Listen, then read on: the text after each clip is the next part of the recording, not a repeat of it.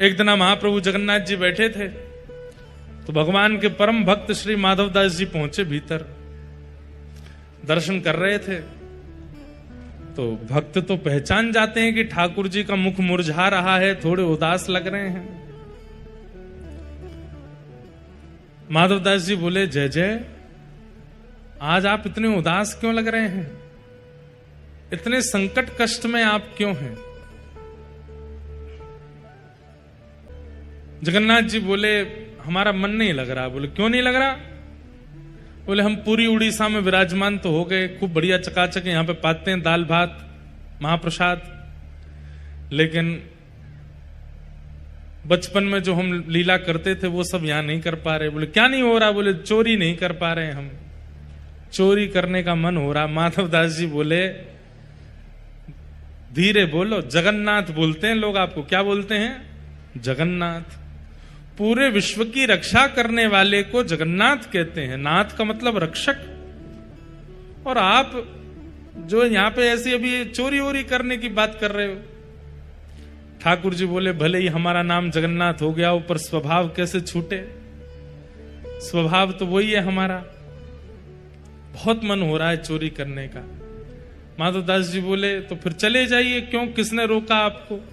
कर आओ चोरी। ठाकुर जी बोले, वो भी तो बात है, अकेले आनंद नहीं आता है, एक आध दो लोग हों साथ में तो सुख मिलता है। माधवदास जी बोले, बगल में सुभद्रा जी और ये बलभद्र जी हैं, इनको ले जाओ। बोले, रहने दो, फिर तो हम ऐसे ठीक हैं। क्यों? बोले, इनको लेकर के जाऊंगा तो फिर एक तो मुझसे खुद ही नहीं संभाला जाता अपने आप को, इनको क्या संभालूंगा फिर मैं? और बलराम जी हमारे वैसे क्रोधी हैं, चोरी में अगर पकड़े गए तो सीधा सर धर से अलग ही कर देंगे, उसका हत्या और हो जाएगी।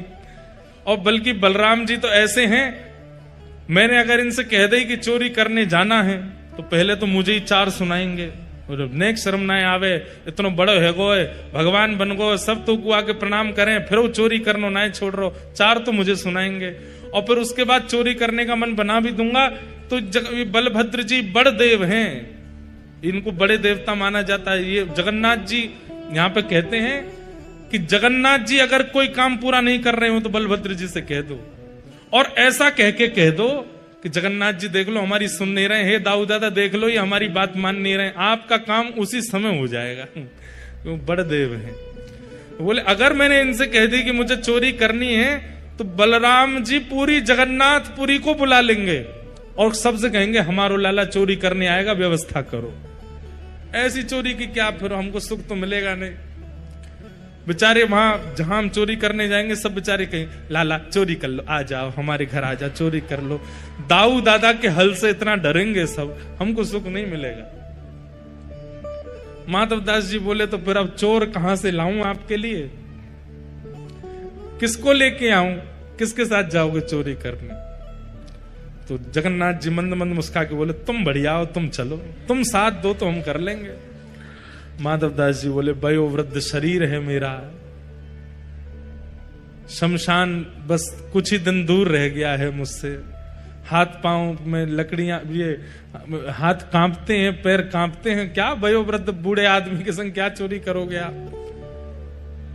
ठाकुर जी बोले, वो सब हम करवा लेंगे, तुम बस हाँ कर दो।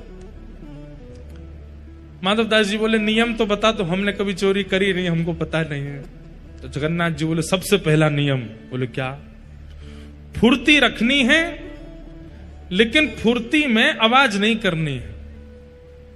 मतलब गति तो तेज हो, पर जैसे हम चलते हैं तो हमारे पैरों की आवाज आती है, हाथों की आवाज आती है, कपड़ों की आवाज आती है, आवाज नहीं आनी चाहिए। फुर्ती भी हो और आवाज ना हो, पहला नियम।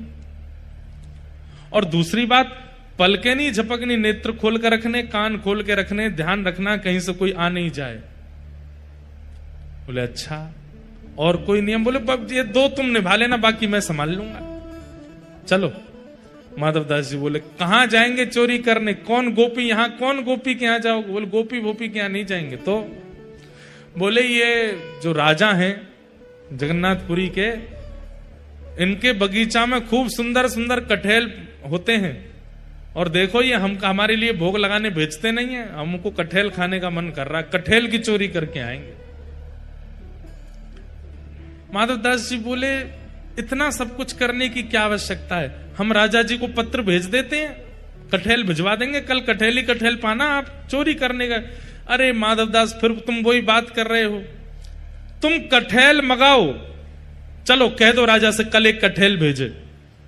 कठेल आया, बोले अब इसकी सब्जी बनाओ, सब्जी बनाओ, अब हमने पाली अब तुम पाओ, वो पाली। बोले अब स्वाद मिल गया, बोले हाँ अब तुम चोरी वाले कठेल का स्वाद देखना, इससे दुगना होगा। अब ये जो सुख मिला है ये फीका लगेगा उसके आगे, इसलिए अब चोरी करने चलो। माधवदास जी बोले ठीक है। तो बोले मैं रात में मेरे को सिंह द्वार पे मिल जाना। वो सिंह द्वार पे नहीं, दक्षिण द्वार पे मिलना। सिंह द्वार पे तो सब खड़े रहते हैं, रात में सोने नहीं देते, बैठ जाते हैं वहां पे, कई भक्त रात भर नाम कीर्तन करते हैं, सबको पता चल जाएगा मैं निकला हूं। दक्षिण द्वार पे मिलना। दक्षिण द्वार पे माधवदास जी बाहर प्रतीक्षा कर रहे हैं। रात्रि में ठाकुर जी आए, चुपचाप छोटे से लाला बन गए, बड़े बड़े नेत्र हैं, कारे ठाकुर जी, और सुंदर एक पोशाक अपनी ऐसी धारण करके आए, आंख ही आंख दिख रही है बस। माधवदास जी ने अपने कंधा पे बैठा लिया और यहां दोनों हाथ रख करके श्री जगन्नाथ जी जा रहे हैं चोरी करने। राजा के बगीचा में पहुंचे, कहां हैं? बोले देखो वो सामने कटहल का पेड़ है, वहां चलो। पहुंच गए बगीचा में, अंदर जाकर के जगन्नाथ जी उतर गए नीचे। ठाकुर जी बोले अब ऊपर चढ़ना पड़ेगा, ऊपर से कटहल तोड़नी पड़ेगी। तो माधवदास जी बोले कौन से पेड़ पर चढ़ना? अरे धीरे बोलो, कोई सुन लेगा, हम तुमसे पहले ही बोले धीरे बोलना, क्या चिल्ला रहे हो? जैसे ही माधवदास जी बोले इतने में कौन से पेड़ पर चढ़ना है, तो बगीचे का मालिक उठ गया, बोले मैं बताता हूं कौन से पर चढ़ना, रुको। डंडा लेकर के आया, कहां हो तुम? अब जगन्नाथ जी मुख बंद करो, माधवदास जी को छुपा में बोले कि इतना तेज क्यों बोलते हो, पहले ही कहा था आवाज नहीं करनी, देखो आ रहा है, ढूंढ रहा है हमको। छुप के खड़े हो गए, बगीचा में घूम के चला गया, वो उसको नहीं मिले। माधवदास जी बोले अब क्या करना है? बोले देखो पेड़ के ऊपर हम दोनों में से कोई एक चढ़ेगा और नीचे दूसरा ऐसे करके लपकेगा, गिरेगा तो धम आवाज होगी, फिर से आ जाएगा माली। तो माधवदास जी बोले आप तो लाला हो, इतना भारी आपका शरीर है, आप खुद ही धम्म से नहीं गिर जाओ, मैं चढ़ता हूं ऊपर। ठाकुर जी बोले तुम चढ़ो, हम पीताम्बरी करके खड़े, हम ले लेंगे गोद में। ऊपर चढ़ गए माधवदास जी।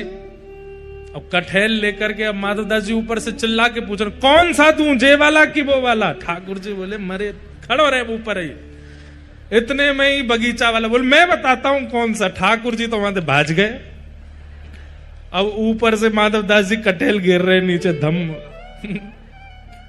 अरे ये धम्म आवाज आ रही है, आप लपक नहीं रहे क्या? नीचे माली बोला मैं लपकूंगा, आजा नीचे। माधवदास जी नीचे उतर करके आए बेचारे, ठाकुर जी तो भाज गए वहां से। माधवदास जी जैसे ही निकल करके नीचे आए, माली ने पकड़ करके उनमें हाथ पांव बांध दिए, बोले रुक जाओ तुमको बताते हैं, सुबह होगी। माधवदास जी इधर उधर देख रहे, किसको ढूंढ रहे हो? बोले एक और आए थे साथ में, उनको ढूंढ रहा हूं, हमें तो कोई नहीं दिखा। बोले वो तो अंतर ध्यान हो गए होंगे, वो कहां दिखेंगे। ठाकुर जी भाज गए, सीधे मंदिर में जाके खड़े है गए, बढ़िया है। दूसरे दिन सुबह हुई, राजा को खबर मिली कि भाई हमारे बगीचा में कोई चोर घुसे थे रात को। सुबह सुबह राजा बगीचा घूमने आता था, तो जैसे ही बगीचा में आया तो देखा माधवदास जी पेड़ से लटके पड़े हैं। राजा उनको गुरु मानता था, तुरंत आकर के अरे गुरुदेव गुरुदेव गुरुदेव, ये कैसी लीला, जल्दी खोलो इनके। मालिक है इनको नहीं खोलना, ये रात में कटहल चुरा रहे थे यहां से। अरे हमारे गुरुजी हैं, खोलो इनको। तुरंत खोला, माधवदास जी के नेत्र सजल हैं।